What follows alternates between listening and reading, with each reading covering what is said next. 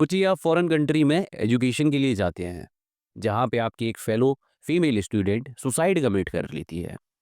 आप इन्वेस्टिगेशन के लिए जब डिमांड करते हैं, तो कहीं न कहीं आपको दिखता है कि इन्वेस्टिगेशन को दबाने की कोशिश की जा रही है और जो फीमेल स्टाफ है, उसके द्वारा आपको ये बोला जाता है कि हमारे जो फाउंडर सर हैं, वो 40,000 से ज़्यादा बच्चों को मुफ्त में खाना खिलाते हैं, जो कि तुम्हारी कंट्री के बजट का कई गुना है।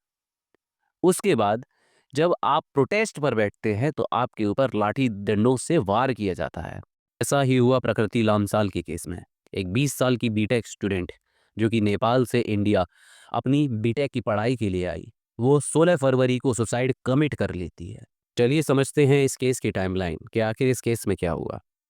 प्रकृति लामसाल का एक्स बॉयफ्रेंड आद्विक श्रीवास्तवा, जिसके द्वारा कंटिन्यूअसली प्रकृति को हैरेस और ब्लैकमेल किया जा रहा था।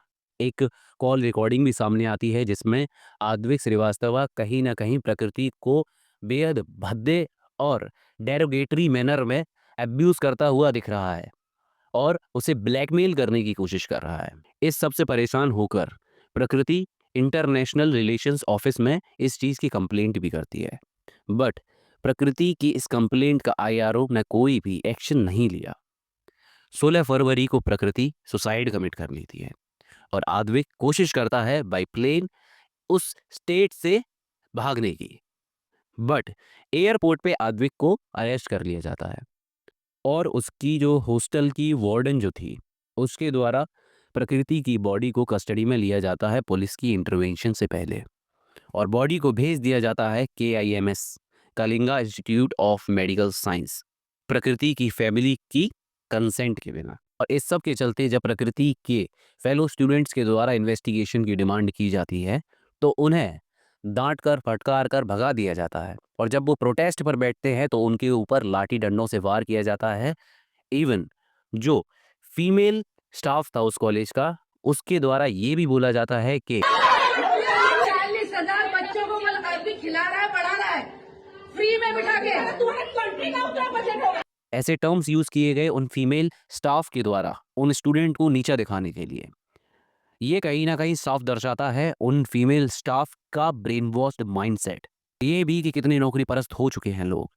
एक फीमेल स्टूडेंट जिसने सुसाइड कमिट कर लिया, उसकी इन्वेस्टिगेशन कराने के बजाय उन स्टूडेंट्स को ही कहीं ना कहीं डांटा और फटकारा जा रहा था, उन्हें नीचा दिखाया जा रहा था। उसके बाद उन स्टूडेंट्स को अनिश्चित काल तक के लिए सस्पेंड कर दिया जाता है और एक बस में सारे बॉयज़ और सारी गर्ल्स को भर के रेलवे स्टेशन के लिए भेज दिया जाता है एंड उनको वहीं छोड़ दिया जाता है। जब ये सारी चीज़ों की जानकारी नेपाल गवर्नमेंट को मिलती है तो नेपाल गवर्नमेंट के द्वारा नेपाल की पार्लियामेंट में इस चीज़ को डिस्कस किया जाता है और इवन नेपाल के पीएम के द्वारा भी इस केस पर ट्वीट किया जाता है। कहीं ना कहीं इन चीज़ों का असर क्या पड़ेगा ये देखते हैं। केस जो कि स्टार्ट हुआ एक फीमेल स्टूडेंट की सुसाइड से, वो दो कंट्रीज़ के बीच में कहीं ना कहीं कॉन्फ्लिक्ट का मुद्दा बन गया। वो कंट्रीज़ जो कि एक बहुत पुरानी अलाइज़ के तौर पे रह चुकी हैं और कहीं न कहीं इंडिया और नेपाल के जो रिलेशंस हैं वो बहुत बेहतर हैं।